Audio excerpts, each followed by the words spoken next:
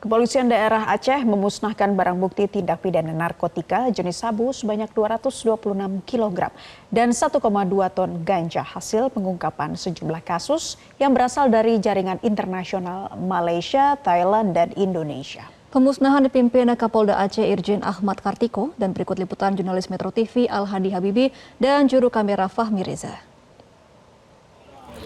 Pemirsa, kepolisian daerah Aceh melalui jajarannya Direktorat Reserse Narkoba dan juga Direktorat Intelkam Polda Aceh bersama dengan Direktorat Jenderal Bea dan Cukai Aceh ini kembali melakukan kegiatan pemusnahan barang bukti tindak pidana narkotika jenis sabu dan juga ganja, di mana pada hari ini ada 226 kg narkotika jenis sabu dan juga 1,2 ton ganja yang dimusnahkan di halaman Mapolda Aceh. Nah, tampak di sisi kanan saya ini adalah saat ini kegiatan pemusnahan sedang berlangsung, di mana yang berhasil disita dari beberapa kasus atau juga dari beberapa jaringan yang dilakukan oleh Direktorat Reserse Narkoba dan juga Intelkam Polda Aceh selama waktu dari bulan Januari sampai dengan Juni 2024. Total ada sekitar 226 sabu, di mana sabu ini kalau kita perhatikan adalah ini dikemas dengan bungkusan teh Cina, ya.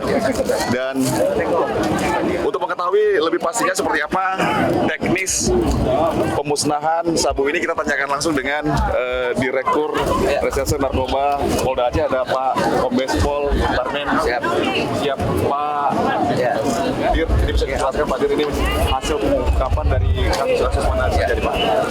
Baiklah, ini hasil daripada upaya pengungkapan kita bersama jajaran untuk kurun waktu 3 bulan terakhir. 3 bulan terakhir.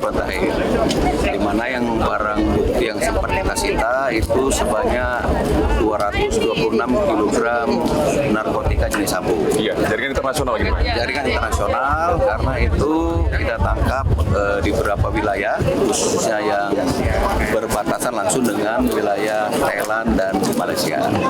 Juga pada hari ini kita sajikan bahwa ungkap kasus tindak pidana narkotika ganja sebanyak 1,2 ton yang hari ini sama-sama kita saksikan. Jadi sudah kita musnahkan bersama Bapak Kapolda, Bapak Wangkopinda, dan seluruh stakeholder yang ada di Provinsi Aceh.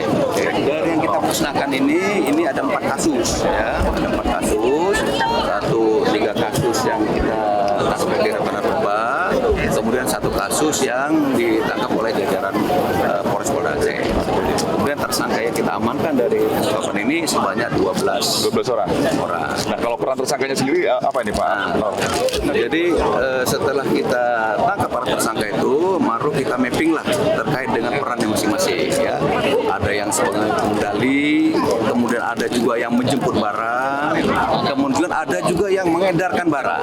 Jadi ini sudah hampir jaringan, ya, jaringan yang kita tangkap mulai dari si pemilik barangnya, kemudian ada orang yang mengatur untuk melakukan penjemputan, kemudian orang yang menjemput langsung barang itu, kemudian ada orang juga yang akan mengedarkan. Oke, ada beberapa peran, Pak. Tapi kalau bermandat atau pendana begitu, ini untuk pendana sendiri ini sedang dalam upaya penerapan pasal TPPU, ya.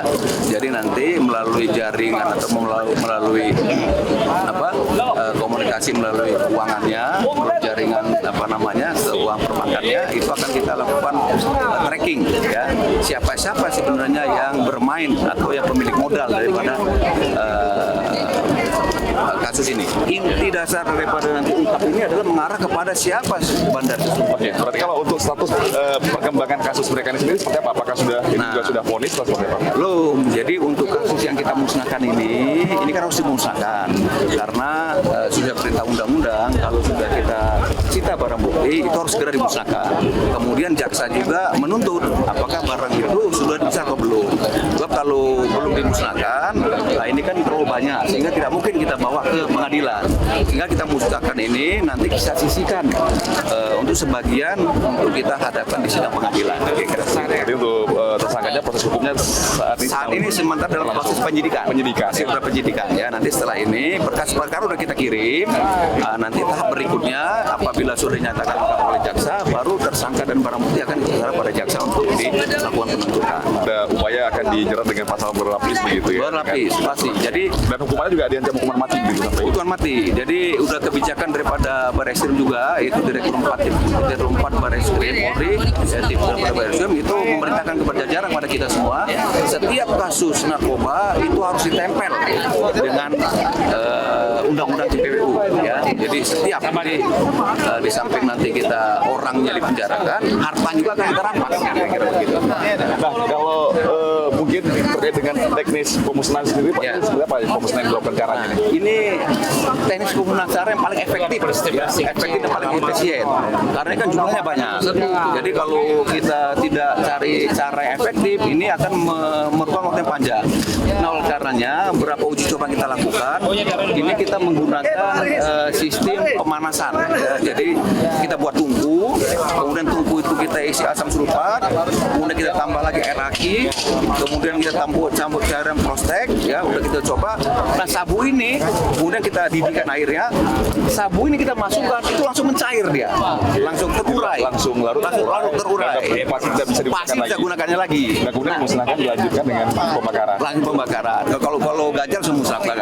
Nah untuk yang dulu itu kita coba pakai molen itu segala macam, itu lama sekali larutnya, sehingga tidak langsung mencair. Masih ada perongkol-perongkolan, nah, itu akan rawan itu. Baik, terima kasih Pak Direktur atas Terima kasih, waktu dan ya. perbincangannya.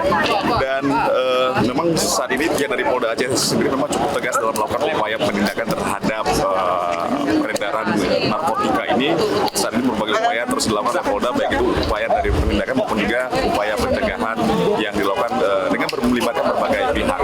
Dan harapannya tentu saja agar masyarakat bisa, khususnya generasi emas dan juga generasi muda ini bisa terselamatkan dari ancaman bahaya narkoba.